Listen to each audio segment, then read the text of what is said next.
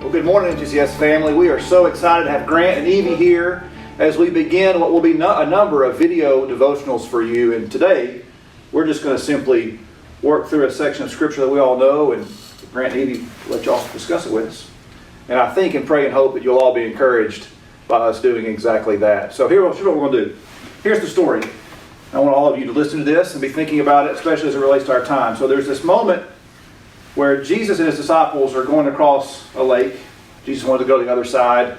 And during that journey, a very large storm comes upon them. And it says in Scripture, in Luke, that the storm was so severe that the boat was being swamped. Not they thought it was going to happen. Not that it might happen. But Luke actually says the boat was being swamped and they were in great danger. And so the scene you see here is, and the idea is that the disciples are in this utter chaos.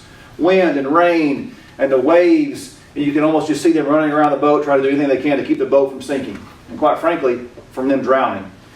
And in the midst of all that chaos, where do we find Jesus?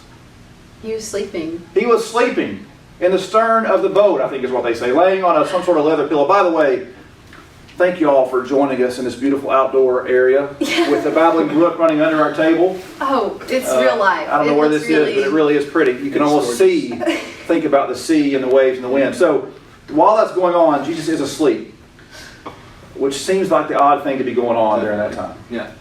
So my question to you all is, how in the world is Jesus sleeping with all of that going on around him? I really have no idea. I definitely could not sleep through a storm where the boat's being swamped, so I'm not sure how he's asleep. But Okay.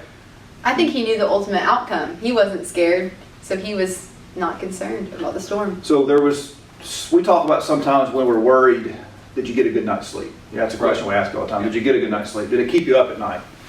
And I think there's lots of reasons. One of the things we forget about is Jesus was human. yes. And he could have been just exhausted. After a long time of teaching, and he's just completely worn out, needs to sleep. But clearly, he was not the least bit concerned with the circumstances around him at all. So he's asleep. And the disciples come to him while he's asleep, and what they say is, Master, Master, we're going to drown. Save us. I think what they're saying, if you put it in our language, is do something. Get up and do something. Right? Yeah. What do you think they wanted him to do? What do you think the disciples wanted Jesus to do when they woke him up? Come and help. Come and Right. help get water out of the boat and help around. Do something, right? Yeah. Because they're all scrambling around. And he's doing nothing. Yeah, he's sleeping. Right. I think what he's saying, and this is just my opinion, what he's saying is grab a bucket and start bailing water. This is all hands on deck. We need everyone helping. And you're asleep. But what he does instead of bailing water is he gets up from his sleep and basically tells the storm to stop. Calms the storm. Shuts down completely the circumstance by which they were so scared about. And I don't think, it says when he did that, the disciples were amazed that even the winds and the waves listened to his voice. They never dreamed he had the power to calm the wind and the waves. They didn't have enough faith. And he says, oh, you have little faith. They didn't even have the faith. One, Jesus was trying to say to them, if I'm with you, don't panic. And if I'm with you, you come to me with a question. The question should not be, grab a bucket, help us. The question should be, you're bigger than our circumstances, take care of this. Right? That's really what's going on in this story. So my question to you all, it goes to why this is our first devotional. When you think about this story in the context of what's going on right now in a very weird time in our world, where we're doing devotionals via video instead of doing them at chapel, what's the correlation? How is that an encouragement to us? How does this story make a difference? And I think right now, there is a storm, and it's obvious. And you can't deny it, and there's no need to panic because Jesus is in our boat. I think that's a very encouraging thing to think about as we go throughout these next at least 2 weeks, as we're out of school.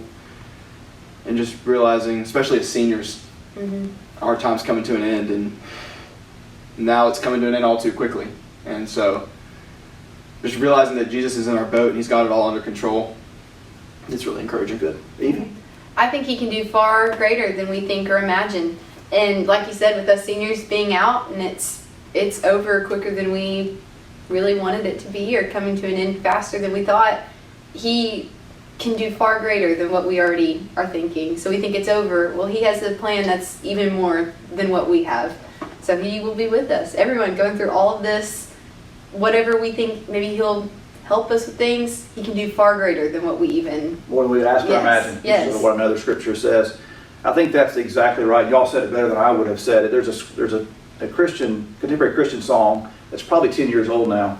And the title is Sometimes He Calms the Storm. And the chorus of that song says, sometimes He calms the storm, He being Jesus, and other times He calms His child.